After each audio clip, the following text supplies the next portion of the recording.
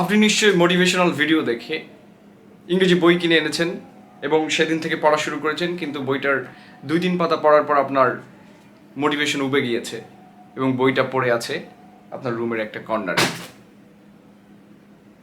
এমন ধরনের ঘটনা যদি আপনার সাথে ঘটে থাকে তাহলে এই ভিডিওটি আপনার জন্য। এবং এই ভিডিও জুড়ে আমি আছি শামীম হোসেন। আজকে আমরা কথা বলবো কিভাবে আসলে ইংরেজিতে বই পড়া শুরু করা যায়। ইংরেজিতে বই পড়ার ক্ষেত্রে একটা গুরুত্বপূর্ণ ব্যাপার আছে। আমরা আসলে দেখবেন যে পরীক্ষার রাতে অনেকেই উপন্যাস, তার প্রিয় উপন্যাস বইটা পড়তে চায়, তার প্রিয় গল্পের বই পড়তে মন চায়, কিন্তু পরীক্ষার পড়াটা পড়তে মন চায় না।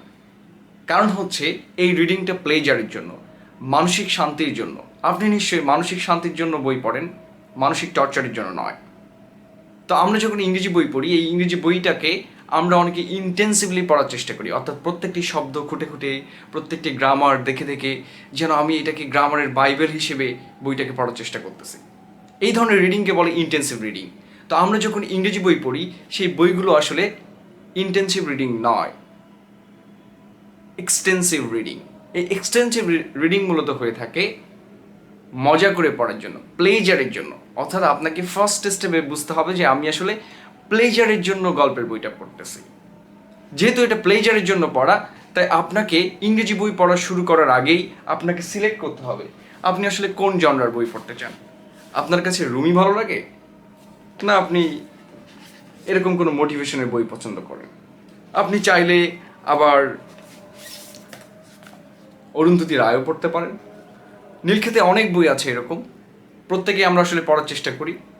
আপনার যে জনরা পছন্দ, বই সিলেক্ট করার ক্ষেত্রে আপনাকে অত্যন্ত বেশি সজাগ হইতে হবে। কারণ হচ্ছে আপনি যদি আপনার পছন্দের বই চুজ না করেন, পছন্দ না করেন, না পড়ার চেষ্টা করেন, তাহলে যেটা হবে বইটা আপনার কাছে দুর্বোধ্য মনে হবে। দ্বিতীয়ত আস্তে আস্তে আপনি বোরিং ফিল করবেন এবং পড়াটা স্লো হয়ে যাবে, যার ফলশ্রুতিতে আপনি বই পড়াটা বাদ দিবেন। দ্বিতীয়ত, বই পড়া শুরুর ক্ষেত্রে আপনার কাছে যেটা মনে হতে পারে যে আমি এই শব্দের অর্থটা জানি না, বই পড়া যখন শুরু করবেন তখন দেখবেন যে আপনি অনেক অপরিচিত শব্দ আবিষ্কার করবেন। সাথে সাথে আপনার মনে হবে যাই গুগলে সার্চ দিয়ে আসি।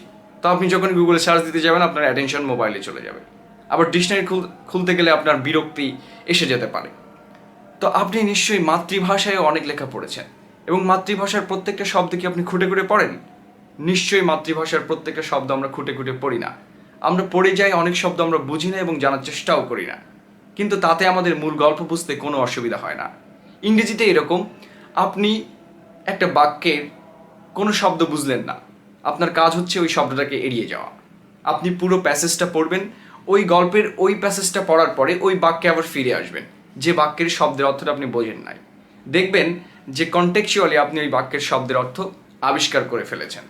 অভিধানে যে শব্দের অর্থ থাকে সেই অর্থটা হচ্ছে একটা মুক্ত অর্থ, অর্থাৎ যে শব্দটা বেশি কমনলি যে অর্থটা ব্যবহার করা যায় সেই অর্থটা থাকে।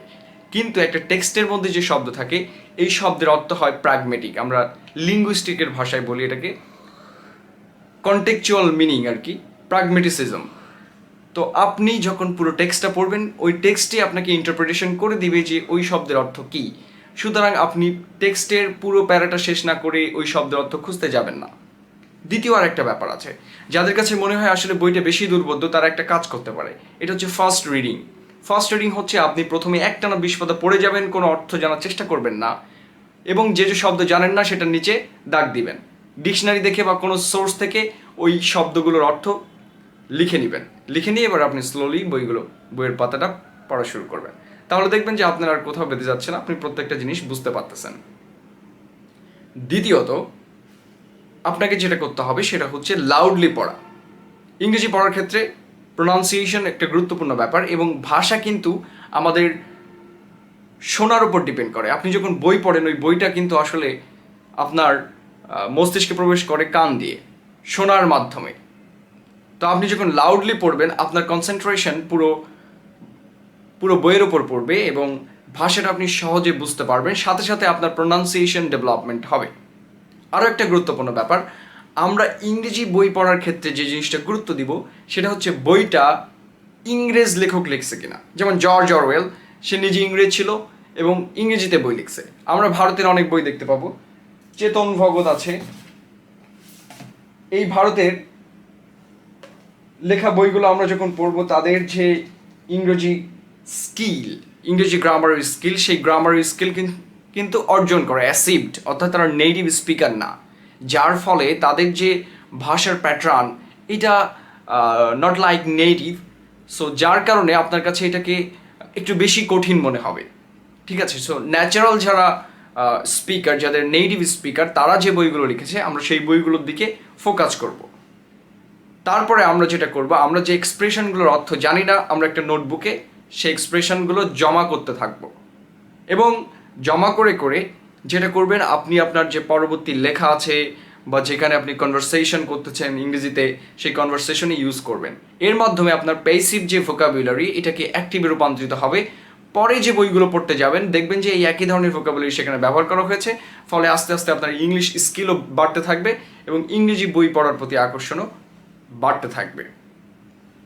এরপরে যে বিষয়টা আসে সেটা হচ্ছে আপনি কোন ধরনের লার্নার। আপনি যদি বিগিনার লার্নার হন তাহলে ইজি ইংলিশে লেখা বই পছন্দ করতে হবে।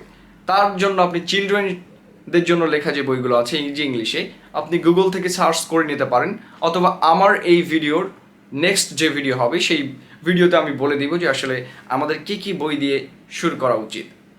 দ্বিতীয়ত, যারা আপার ইন্টারমিডিয়েট আছেন তাদের জন্য যে সায়েন্টিফিক ফিকশন আছে, সায়েন্স ফিকশন যেটা বলি, সায়েন্স ফিকশনের ইংরেজিগুলো বেশ কঠিন এবং গ্রামারটা বেশ কঠিন স্ট্রাকচারে লেখা হয়।